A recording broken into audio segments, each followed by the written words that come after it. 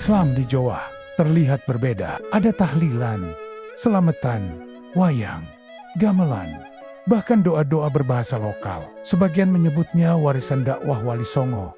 Sebagian lain menudingnya penyimpangan dari Islam murni. Satu pertanyaan besar muncul.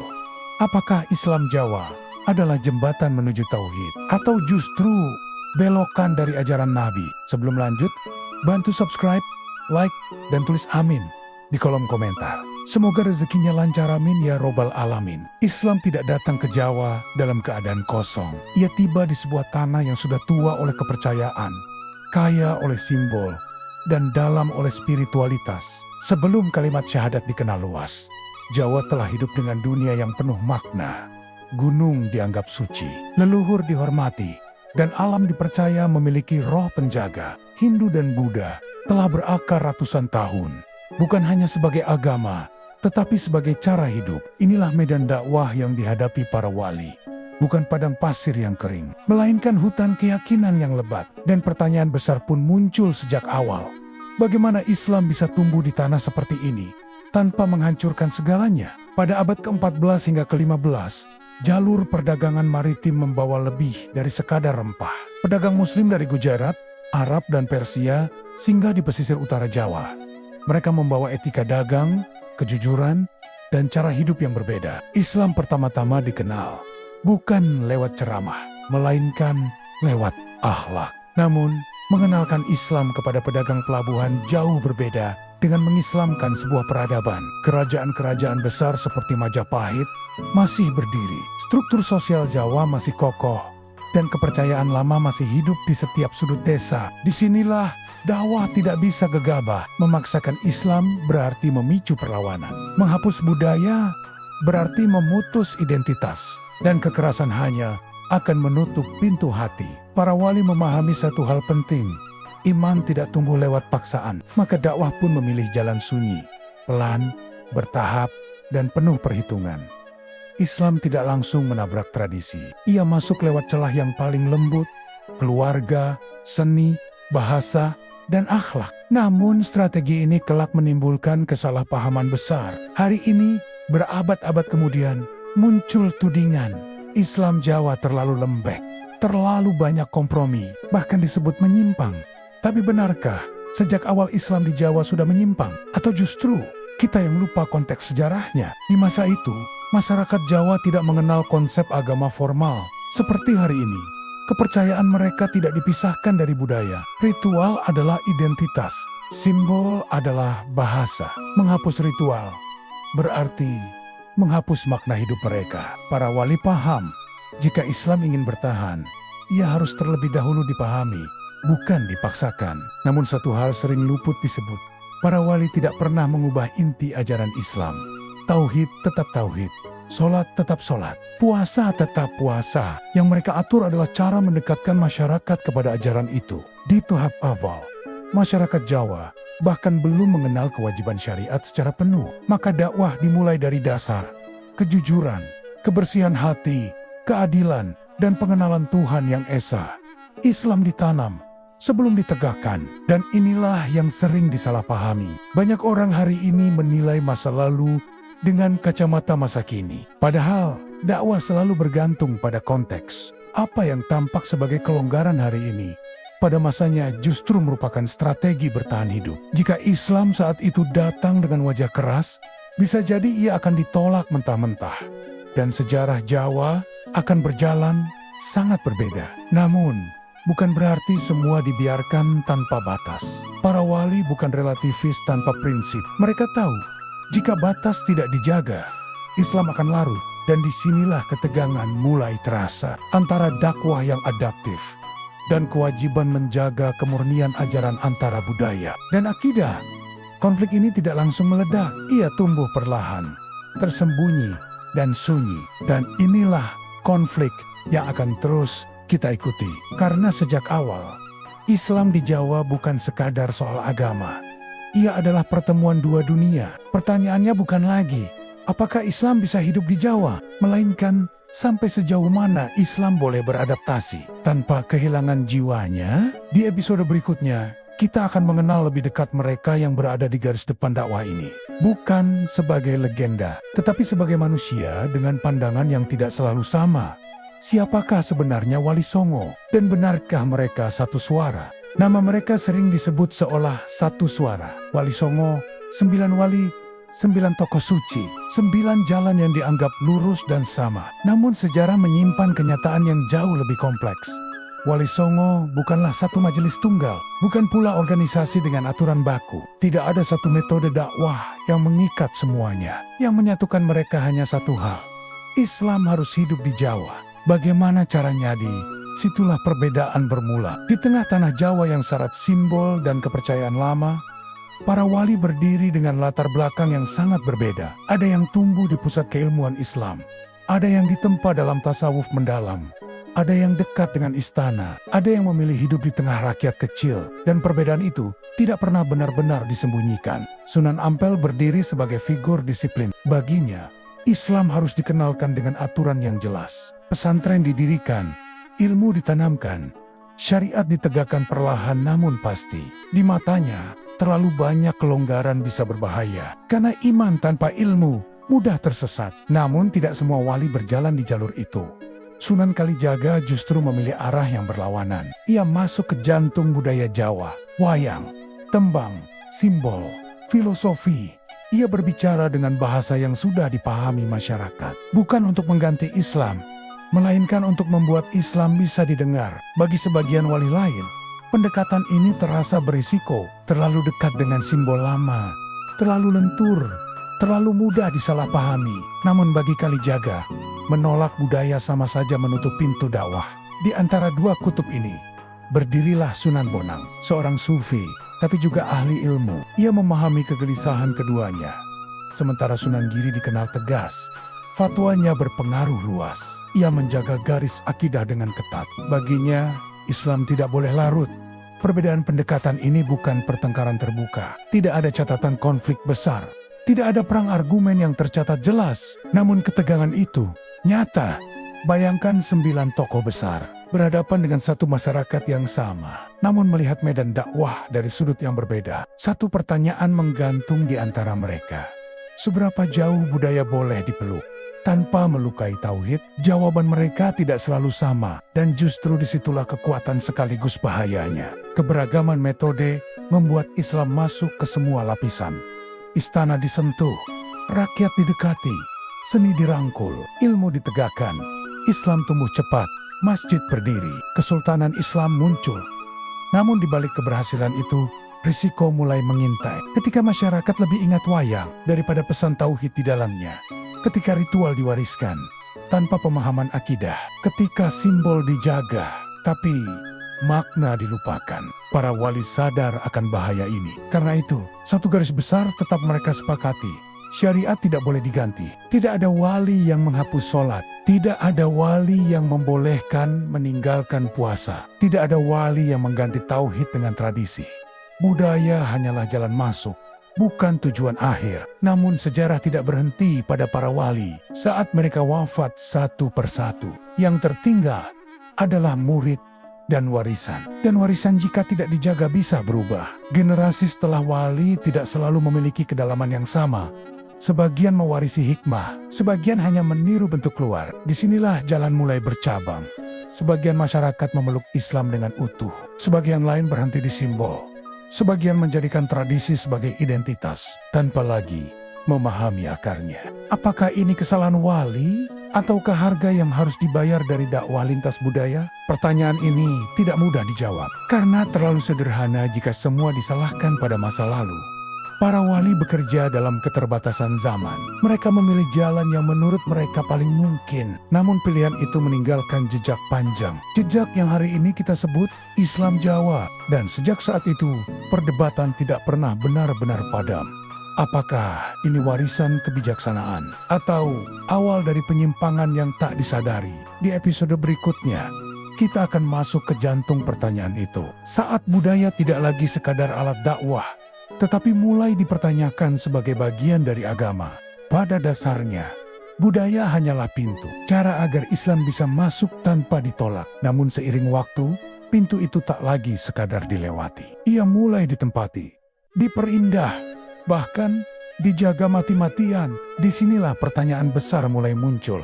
Apakah budaya masih alat atau sudah menjadi tujuan? Para wali sadar, masyarakat Jawa tidak belajar lewat kitab. Mereka belajar lewat cerita, simbol, laku hidup, wayang misalnya.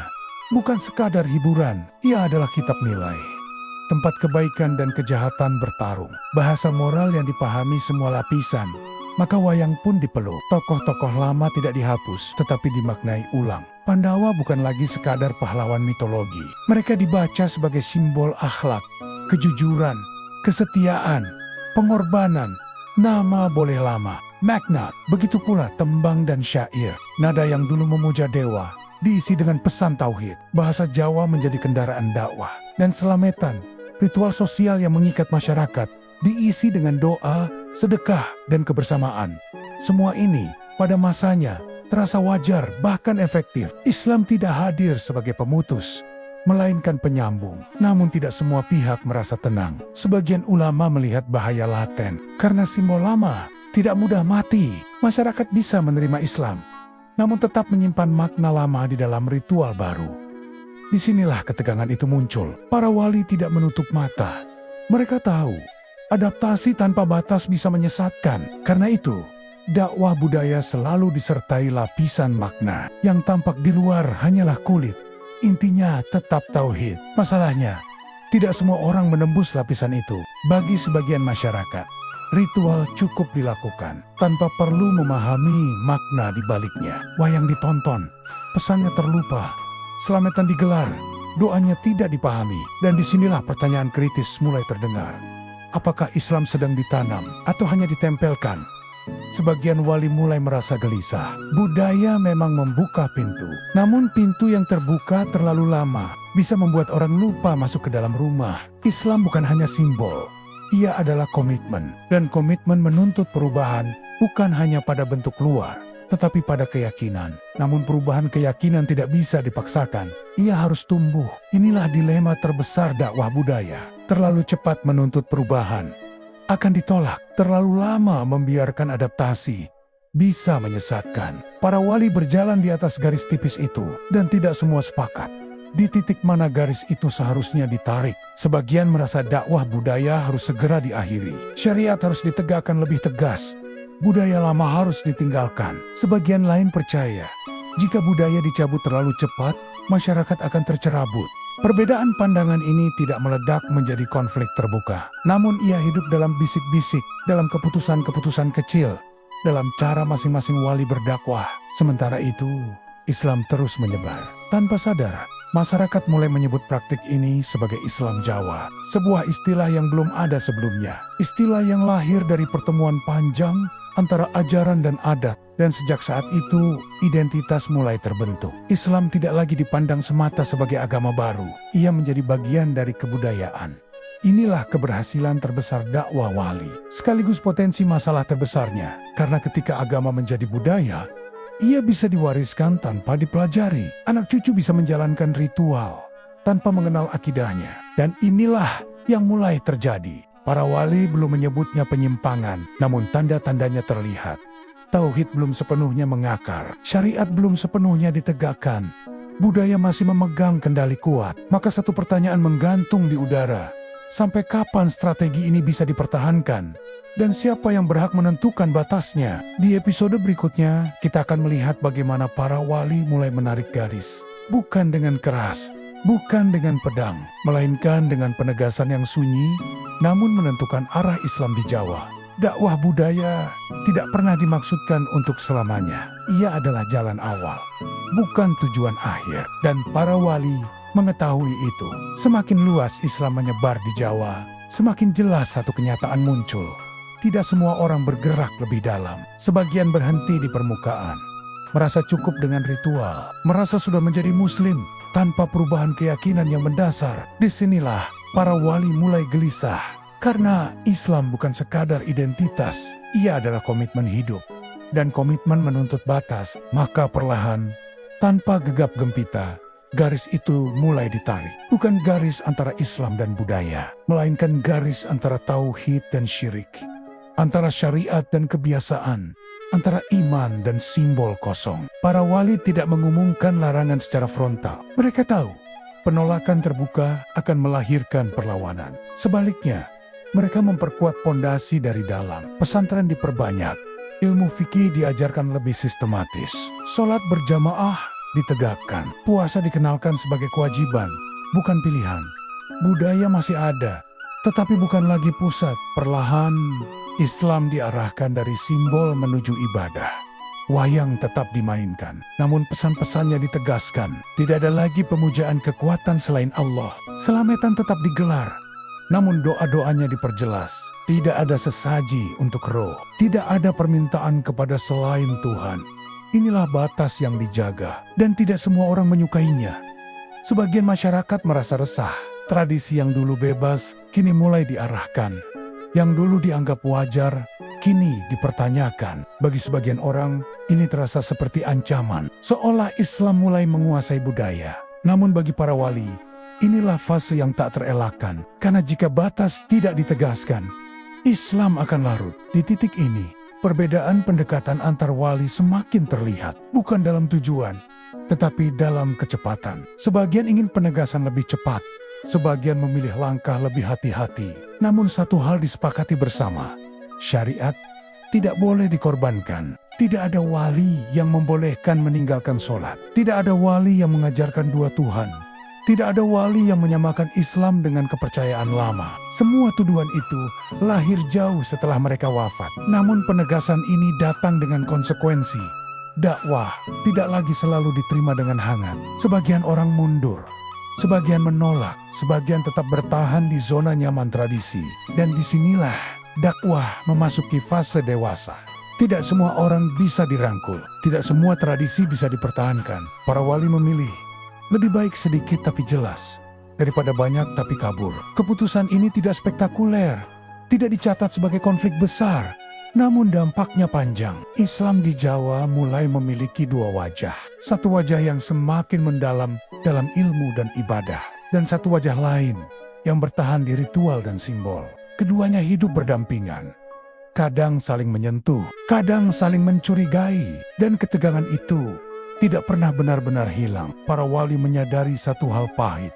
Hasil dakwah tidak sepenuhnya bisa mereka kendalikan. Mereka menanam, generasi berikutnya yang memanen. Dan apa yang ditanam dengan niat baik bisa tumbuh liar jika tak dirawat. Inilah awal dari perdebatan panjang. Perdebatan yang akan muncul berabad-abad kemudian tentang bid'ah, tentang penyimpangan, tentang Islam Jawa. Namun pada masa para wali, ini belum disebut masalah besar. Ia baru berupa kegelisahan, sebuah kesadaran bahwa dakwah budaya memiliki batas, dan batas itu tidak boleh dilanggar. Di episode berikutnya, kita akan melihat apa yang terjadi setelah para wali wafat, saat penjaga batas mulai tiada, dan warisan dakwah berjalan tanpa pengawasan langsung. Para wali tidak hidup selamanya. Satu persatu mereka wafat, tanpa pengumuman besar, tanpa penyerahan tongkat estafet yang jelas. Dan sejak saat itu, sesuatu mulai berubah. Selama para wali hidup, batas masih terjaga. Ada figur yang dihormati, ada otoritas yang diikuti, ada rujukan saat kebingungan muncul. Namun ketika mereka tiada, yang tersisa hanyalah murid. Dan ingatan bisa setia, tapi juga bisa meleset. Islam telah menyebar luas di Jawa. Kesultanan berdiri. Masjid semakin banyak. Identitas Muslim mulai menguat. Namun, tidak semua lapisan mengalami pendalaman yang sama. Sebagian masyarakat telah belajar fikih, tauhid, dan ibadah. Sebagian lain hanya mengenal Islam melalui ritual kolektif. Dan perbedaan ini, yang dulu dijembatani para wali, kini dibiarkan berjalan sendiri. Warisan dakwah pun mulai terpecah. Di satu sisi, pesantren berkembang. Ilmu agama diwariskan secara sistematis. Santri-santri belajar kitab. Syariat ditegakkan lebih rapi. Namun, di sisi lain, ritual budaya justru semakin kuat. Selamatan diwariskan dari generasi ke generasi. Wayang tetap dimainkan, simbol tetap dijaga. Masalahnya bukan pada keberadaan tradisi, melainkan pada hilangnya penjelasan. Makna yang dulu dijaga para wali perlahan mengabur. Doa tetap dibaca, tapi tidak selalu dipahami. Ritual tetap dijalankan, tapi tujuannya mulai bergeser. Bagi sebagian masyarakat, tradisi menjadi tujuan itu sendiri. Dan disinilah perubahan halus terjadi. Apa yang dulu hanya sarana dakwah, mulai dianggap bagian dari ajaran. Apa yang dulu fleksibel, mulai dianggap wajib. Dan apa yang dulu dijelaskan sebagai budaya, perlahan disakralkan. Tidak ada satu momen ledakan. Tidak ada satu tokoh yang disalahkan. Perubahan ini berjalan pelan, hampir tak terasa. Namun dampaknya besar. Islam Jawa mulai dikenal sebagai identitas budaya, bukan semata sistem keyakinan. Seseorang dianggap Islam karena mengikuti tradisi, bukan karena memahami akidah. Inilah titik yang kelak memicu kritik keras. Namun pada masa itu, belum ada istilah penyimpangan. Yang ada hanyalah perbedaan tingkat pemahaman. Para ulama generasi setelah Wali menyadari keganjilan ini. Namun, mereka menghadapi tantangan besar. Masyarakat telah mengikatkan diri pada tradisi. Menyentuhnya berarti menyentuh identitas. Dan identitas sulit dilepaskan. Sebagian ulama memilih jalan lembut, melanjutkan pendekatan wali, memperbaiki dari dalam. Sebagian lain mulai bersikap lebih tegas, menyerukan pemurnian, mengajak kembali ke dasar. Perbedaan pendekatan ini tidak selalu berjalan damai. Ketegangan mulai terasa, bukan antara Islam dan non-Islam, melainkan antar sesama Muslim. Islam yang ingin lebih murni, dan Islam yang telah menyatu dengan budaya. Dan inilah awal dari konflik panjang yang belum pernah benar-benar selesai. Bukan konflik fisik, melainkan konflik pemahaman. Apa yang harus dipertahankan sebagai budaya? Apa yang harus dilepas demi akidah? Tidak ada jawaban mudah, karena setiap upaya pemurnian dianggap ancaman, dan setiap upaya mempertahankan tradisi dianggap pembangkangan. Sementara itu, Islam Jawa terus berjalan, menyebar, mengakar, dengan segala keunikan dan persoalannya. Para wali telah tiada, namun warisan mereka hidup, tanpa pengawasan langsung, dan seperti semua warisan besar, ia bisa menjadi berkah. Di episode berikutnya, kita akan melihat bagaimana kritik mulai muncul lebih keras saat suara pemurnian mulai menggema dan Islam Jawa mulai dipertanyakan secara terbuka. Waktu terus berjalan, abad berganti, dan Islam Jawa memasuki fase baru.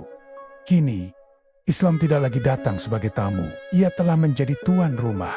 Namun justru di titik inilah, pertanyaan lama kembali mengemuka, lebih keras dari sebelumnya. Apakah semua yang diwariskan benar-benar bagian dari Islam? Ulama-ulama generasi baru mulai menoleh ke masa lalu. Mereka membaca kitab, mereka membandingkan praktik dengan sumber, dan di sanalah kegelisahan muncul. Sebagian ritual tidak ditemukan landasannya.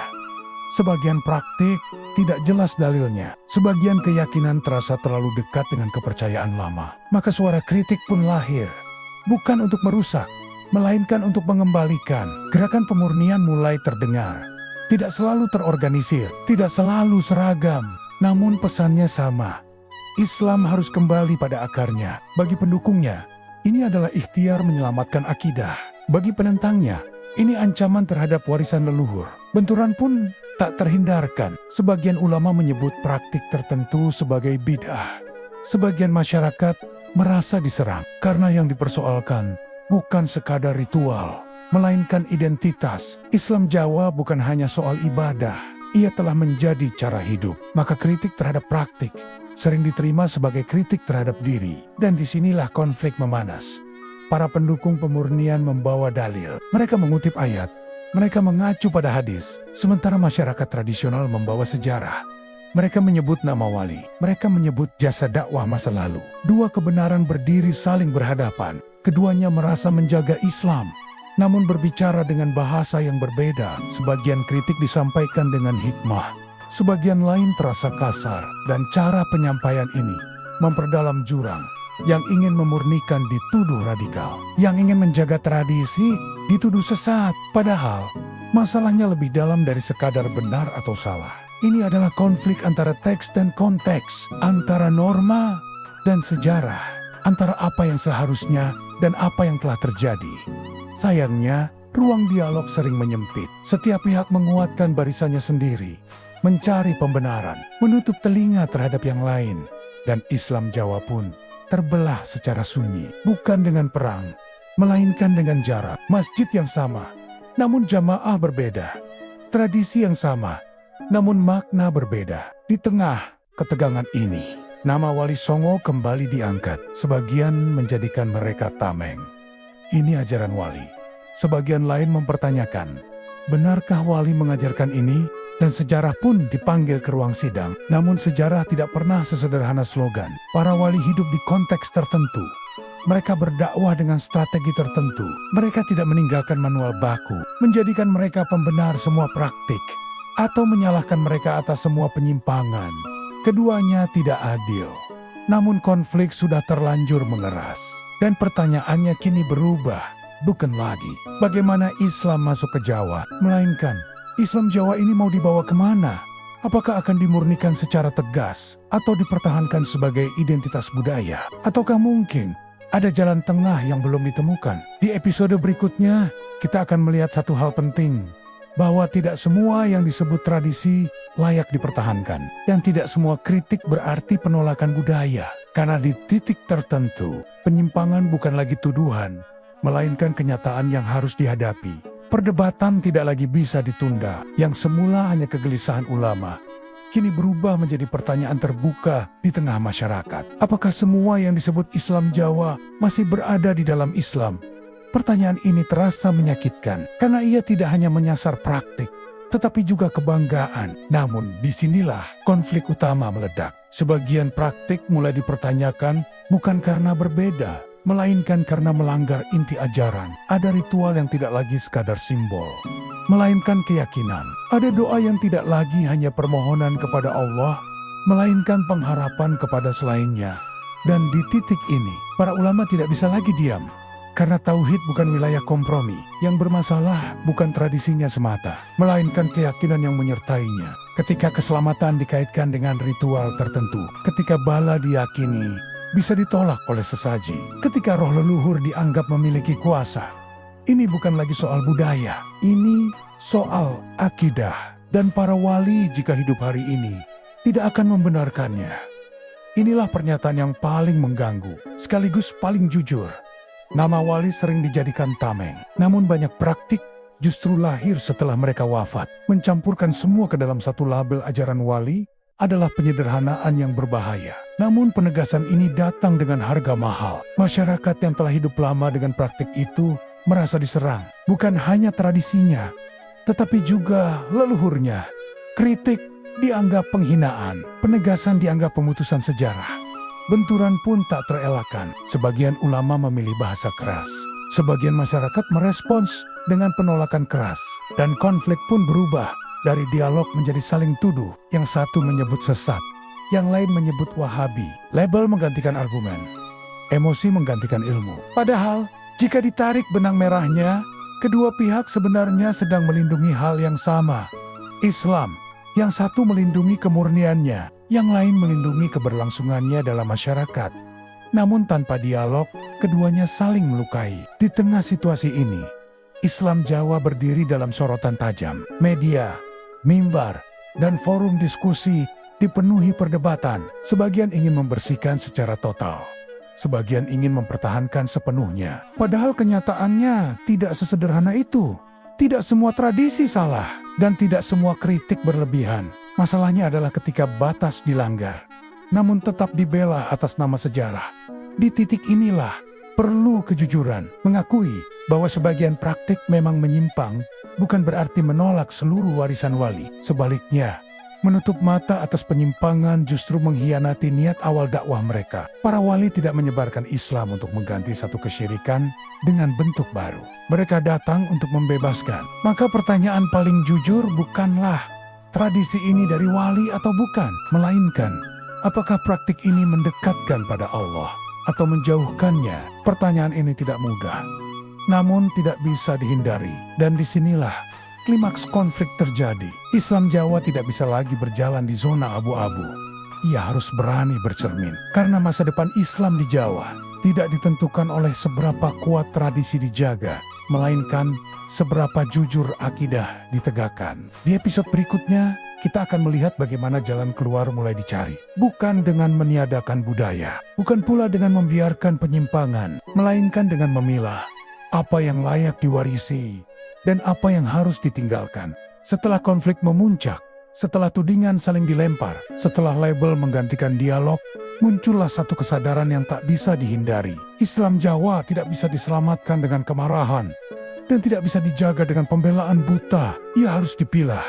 Karena tidak semua yang diwariskan adalah kesalahan dan tidak semua yang dikritik adalah kebenaran mutlak. Di titik inilah sebagian ulama, cendekiawan, dan tokoh masyarakat mulai menarik napas panjang, menurunkan nada suara, dan kembali ke satu pertanyaan mendasar.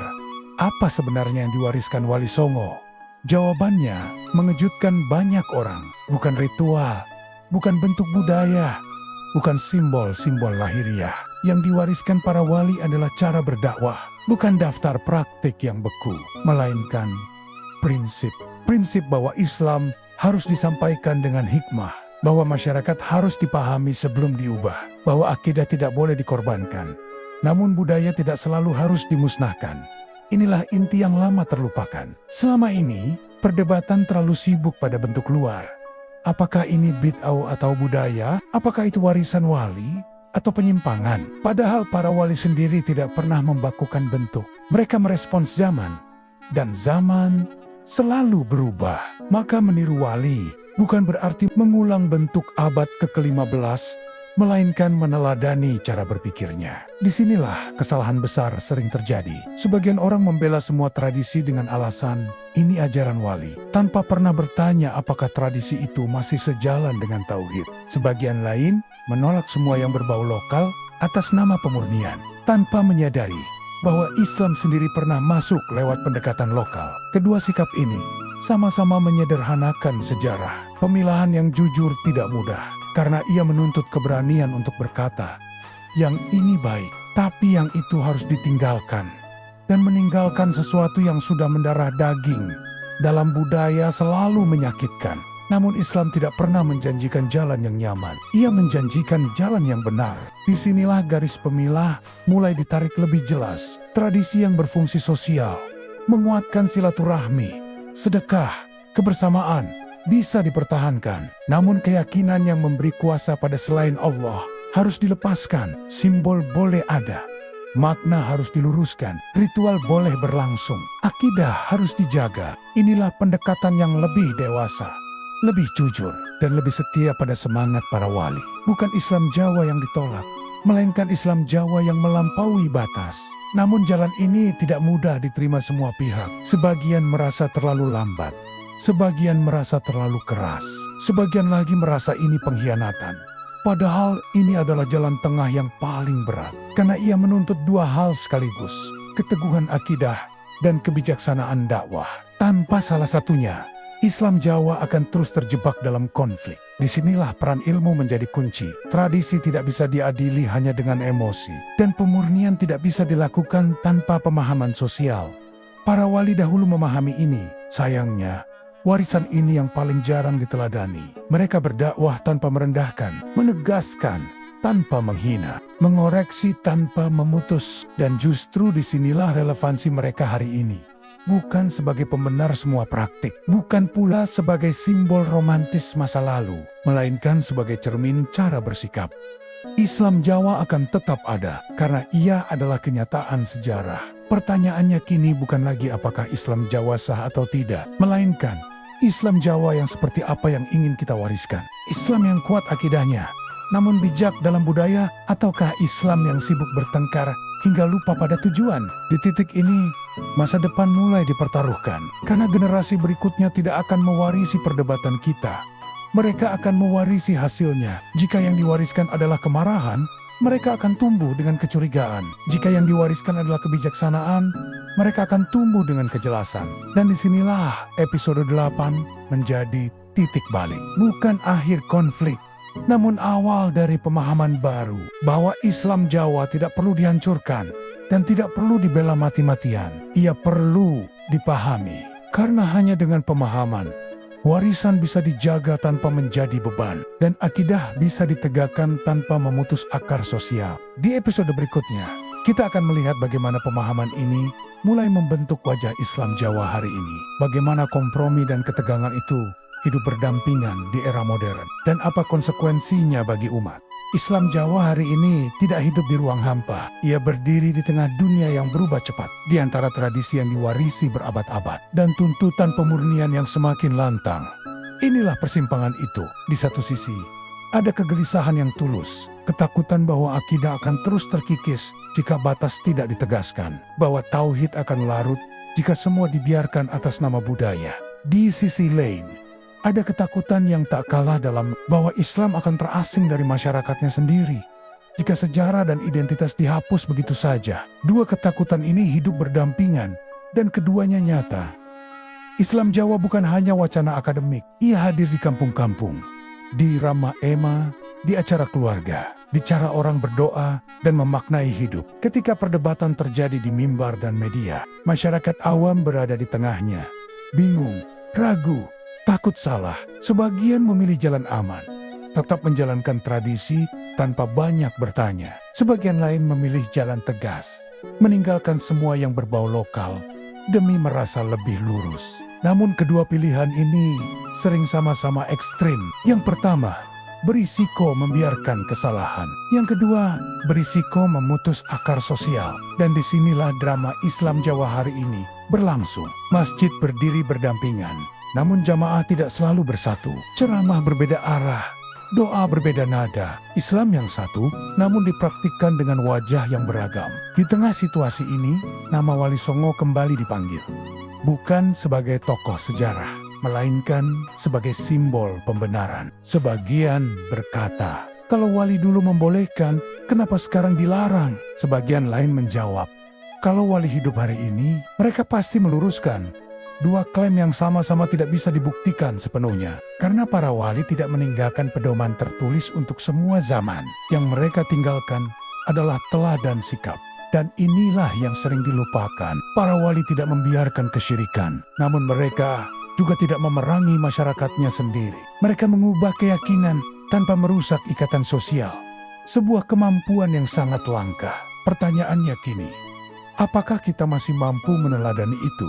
Ataukah kita justru terjebak dalam semangat menang debat, bukan menyelamatkan umat? Islam Jawa hari ini menghadapi ujian kedewasaan. Apakah ia akan terus terbelah antara pembela dan penyerang? Ataukah ia akan menemukan bentuk baru yang lebih jujur, lebih tegas, namun tetap membumi?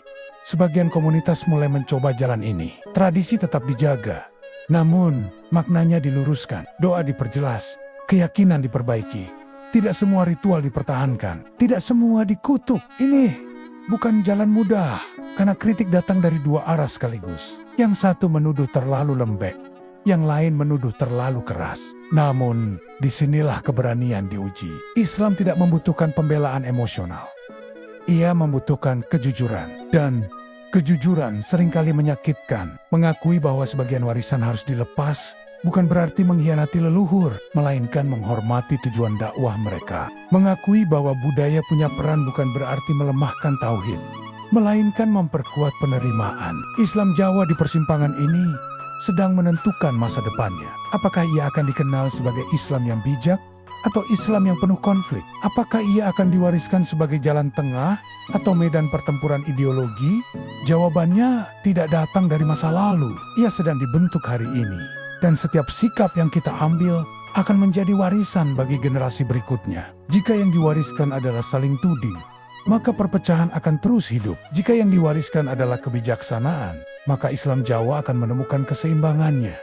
Episode ini bukan penutup, ia adalah jeda sebelum keputusan akhir. Karena masih ada satu pertanyaan terakhir yang belum dijawab sepenuhnya. Apakah Islam Jawa pada akurnya adalah warisan wali atau penyimpangan yang harus ditinggalkan? Jawaban itu akan kita hadap, dan pada akhirnya kita sampai di pertanyaan yang sejak awal menggantung. Pertanyaan yang memicu perdebatan panjang, pertanyaan yang tidak pernah benar-benar sepi. Islam Jawa, warisan wali atau penyimpangan? Jawaban paling jujur mungkin bukan yang paling nyaman, karena ia tidak hitam, tidak putih, dan tidak bisa disederhanakan. Islam Jawa bukan satu wajah, ia adalah hasil perjalanan panjang, lintasan sejarah, pilihan dakwah, dan keputusan manusia dari generasi ke generasi. Para wali tidak mewariskan paket ritual yang beku, mereka mewariskan proses memahami masyarakat, proses menanam iman perlahan, proses menjaga tauhid sambil merangkul budaya. Dan disinilah banyak orang keliru. Warisan wali sering dipahami sebagai apa yang dilakukan di masa lalu, harus dijaga apa adanya. Padahal yang diwariskan bukan bentuk, melainkan prinsip. Prinsip bahwa Islam harus membebaskan manusia dari ketergantungan pada selain Allah. Prinsip bahwa dakwah harus membawa cahaya, bukan luka. Prinsip bahwa budaya boleh dirangkul selama ia tidak mengambil alih akidah. Jika prinsip ini dipegang, Islam Jawa adalah warisan. Namun jika yang diwarisi hanya simbol, tanpa pemahaman tauhid, tanpa keberanian meluruskan kesalahan, maka ia bisa berubah menjadi penyimpangan. Dan inilah kenyataan yang harus dihadapi dengan jujur. Sebagian praktik yang hari ini masih hidup, tidak lagi mencerminkan semangat wali, bukan karena budayanya, melainkan karena keyakinan yang menyertainya. Di titik ini, membela semuanya atas nama sejarah bukanlah penghormatan, melainkan pembiaran. Namun sebaliknya, menolak seluruh Islam Jawa sebagai kesesatan massal juga bukan jalan yang adil. Karena Islam tidak lahir di ruang steril, ia selalu berdialog dengan manusia dan zamannya. Para wali memahami ini, dan justru karena itulah mereka berhasil. Maka pertanyaan akhirnya bergeser. Bukan lagi apa yang dilakukan wali dulu, melainkan apa yang akan kita lakukan hari ini. Apakah kita akan menjadikan nama wali sebagai tameng untuk mempertahankan kesalahan? Ataukah kita akan meneladani keberanian mereka untuk meluruskan? Meski perlahan dan berat, Islam Jawa hari ini berada di tangan umatnya, bukan di tangan sejarah. Ia bisa menjadi jembatan antara akidah yang kokoh dan budaya yang membumi. Atau ia bisa menjadi kabut yang mengaburkan iman atas nama tradisi. Pilihan itu tidak dibuat di buku. Ia dibuat dalam sikap sehari-hari, dalam cara berdoa, dalam cara mengajar, dalam cara menegur, dalam cara berbeda pendapat. Dan mungkin inilah pesan paling sunyi dari para wali, bahwa dakwah bukan tentang menang perdebatan, melainkan menjaga arah. Bahwa Islam tidak butuh dibela dengan emosi, ia butuh dijaga dengan ilmu dan hikmah. Bahwa meluruskan penyimpangan tidak harus memutus sejarah, dan menghormati sejarah tidak harus menutup mata dari kesalahan. Islam Jawa akan terus hidup, dengan atau tanpa perdebatan kita. Yang menentukan adalah apakah ia akan tumbuh dewasa atau terus terjebak dalam konflik yang sama. Dan di titik inilah kisah ini sebenarnya belum selesai. Karena setiap generasi akan mengulang pertanyaan yang sama dengan tantangan yang berbeda. Mungkin di masa depan akan muncul bentuk-bentuk baru, ritual baru, tradisi baru, dan pertanyaan itu akan kembali. Ini dakwah atau penyimpangan? Jawabannya tidak akan ditemukan jika kita berhenti berpikir atau berhenti belajar. Ia hanya akan muncul jika kita berani jujur pada iman dan rendah hati pada sejarah. Karena Islam tidak diwariskan untuk disakralkan tanpa kritik. Ia diwariskan untuk dijaga dengan kesadaran. Dan mungkin disitulah warisan wali yang paling sejati. Bukan pada apa yang tampak, melainkan pada keberanian untuk terus meluruskan arah tanpa kehilangan kebijaksanaan. Namun satu pertanyaan terakhir masih layak kita simpan. Jika para wali hadir di Jawa hari ini, tradisi mana yang akan mereka pertahankan dan mana yang akan mereka tinggalkan? Jawabannya, kita semua sedang menuliskannya. Jika kamu menyukai sejarah ini, jangan lupa subscribe dan tonton video lainnya di History Indonesia.